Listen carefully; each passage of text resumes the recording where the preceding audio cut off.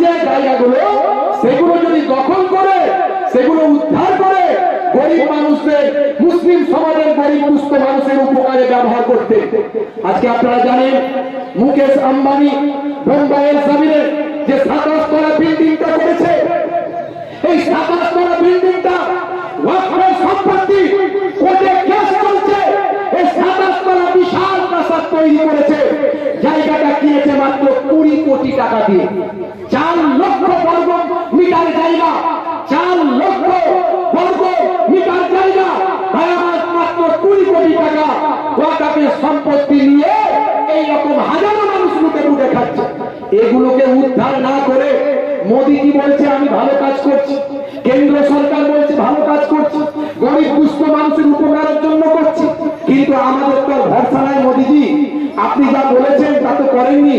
আপনি বলেছিলেন ভারতবর্ষের লক্ষ লক্ষ মানুষকে 15 লক্ষ টাকা করে প্রত্যেকের অ্যাকাউন্টে দেবেন। আপনি বলেছেন ভারতবর্ষের মানুষদেরকে আমরা 2 কোটি চাকরি দেব। চাকরি দেওয়া তো দূরের কথা, উত্তরপ্রদেশে 69,000 মানুষের চাকরি চলে গেছে। আজকে ভারতবর্ষের পশ্চিমবঙ্গে 26,000 মানুষের চাকরি চলে গেছে।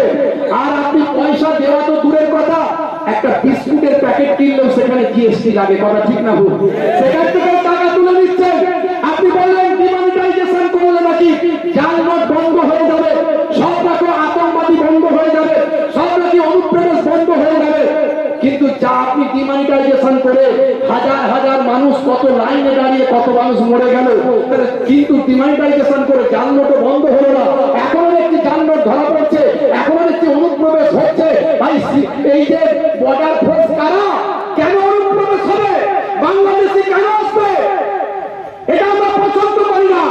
বাংলাদেশ বাংলাদেশের জায়গায় থাকবে, আমরা আমাদের জায়গায় থাকবো।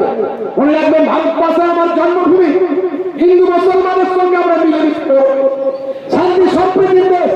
নানা ভাষা, নানা মত, নানা পরিধান, বিবিধের মাঝে দেখো মিলন মহান। এই সম্প্রীতিকে আপনি নষ্ট করছেন। কি করে আপনার কথা বিশ্বাস করবো? রাতের অন্ধকারে কোথা থেকে আপনি ভাইসারা দিচ্ছেন, কি করে বিশ্বাস করবো?